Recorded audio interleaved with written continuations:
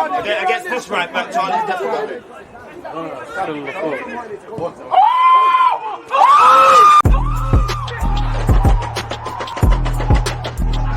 He always used that active very nice defending. I think it's like.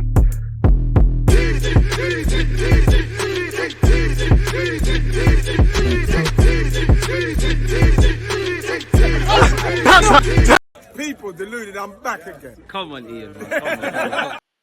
Thank you very much for that, Ian Wright. People deluded, I'm back again. Now, some of you would have already noticed I've done a transfer news video and I've just seen some emerging news. You know, this could be one of the most annoying things for content creators because could have included that in the previous vid. Nonetheless, as you can see in front of me, reports out of Turkey, I don't know how credible, are saying Pepe is close to terminating his deal with Arsenal and joining Besiktas. Now, for obvious reasons, we need that. Saving wages, Pepe can continue his career. Arsenal can continue without the talking point of Pepe. We move on a player and help clear wages of a player that's not in Arteta's plans.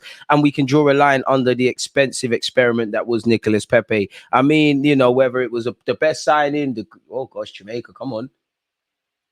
Oh my God. Oh, thank the Lord. Sorry, people. Jamaica is holding on against Brazil, people. I'm a bit nervous. There's 30 seconds left, so we're calm. But as I was saying, with Pepe, I don't know where you lot are at with Nicolas Pepe, but yeah, it's a long dragged out process. I think, you know, at times he's been done unfairly. At times he's probably not done enough. I don't think everything can be placed at the Arsenal management, whether that was previously Unai Emery or Mikel Arteta or whoever have you, nor can I think it could all be at the feet at Pepe. I think it's the truth's in the middle. For him, you join a great league in the Turkish league. Obviously, Turkish fans, whether it's Galatasaray, Fenerbahce, whatever have you, Besiktas, it's a madness, and it must be great to play in them big games and great to play in the Turkish league. So yeah, I'm not too sure where it leaves his wages and things, but yeah, and obviously where Arsenal are concerned, Edu has previously said he will terminate deals. Again, he has used some really, last summer, you know, he used some really strong language where he said, you know, essentially players in these situations are killing the club. You know, Pepe's 27, 28. He's got another year left on the deal at Arsenal Football Club. He's living the dream, really, and he's entitled to see out his loyalty bonus if that happens. Now, you would have loved to have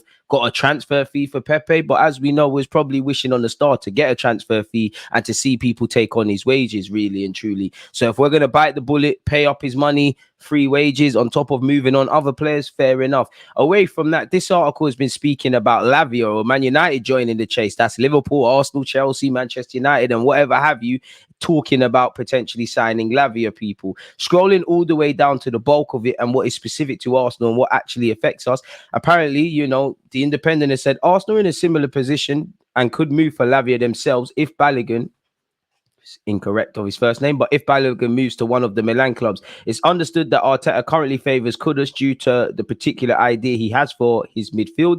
Chelsea have been ready to swoop for the Ajax player, though, which has been similar with Caicedo.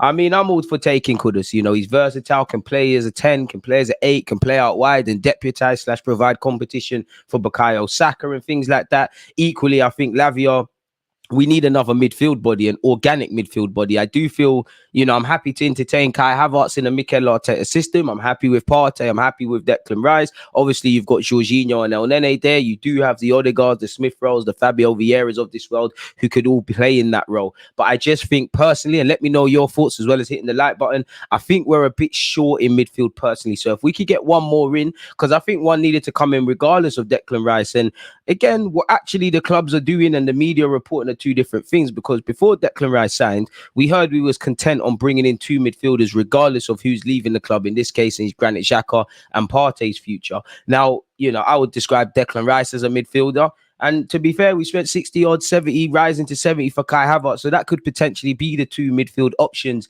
that Mikel Arteta is betting on this season. I do think we're a bit light there. Again, as we know, Austin Trusty, you know, returned from his loan spell at Birmingham City. He is set to join Sheffield United for £5 million, reports The Athletic. And if you read The Star, which is based in Sheffield, apparently it's more or less a done deal. Apparently he's undergone his medical.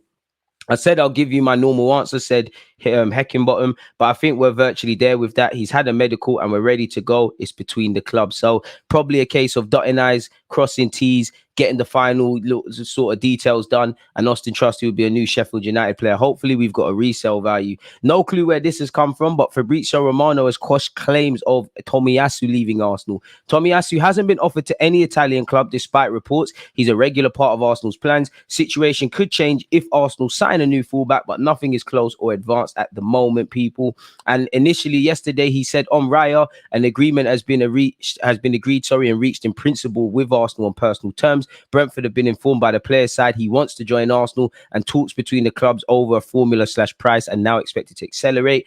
He then followed up that tweet and said, Raya and Arsenal personal terms have been agreed as reported on Tuesday. Talks continue between clubs, people. Not sure if it will be done in time for the Community Shield. Hopefully, if this is to happen and there is any real legs to this, hopefully this deal is concluded, in time for him to, train and get to know his new teammates ahead of the new season and the Premier League opener where Arsenal are concerned next Saturday, I believe, against Nottingham Forest. So we'll have to see how these things develop, people. But I think that's it in that regard. So let me know your thoughts on Kudus and Lavia. Which one would you prefer? Would you prefer Kudus? Would you prefer Lavia? Where are you at with allegedly Pepe's deal being cancelled? Obviously, Austin Trusty has departed the club. Tomiyasu's allegedly been offered to Italian clubs. And there's a whole host of rumours, the futures of Tierney, even Smith Rowe, still Partey, Balogun, Pepe, Tavares. There's a lot of players, Matt Turner. There's a lot of players who may or may not be at the club. As Mikel Arteta previously said, we've got 30-odd players, and there's still some situations in terms of incomings and outgoings to do. So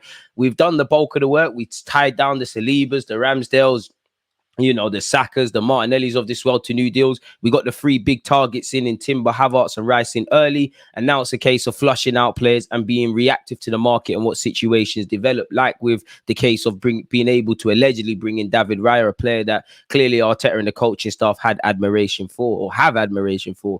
So yeah, people, man, any news, as I always tell you, I'll be alert to it. Let me know your thoughts. Smash the like button, subscribe if you haven't. Check out the rest of the content. Don't forget, Arsenal at the time of making this vid, which is 12:57 on the 2nd of August. Happy birthday, Mum, once again.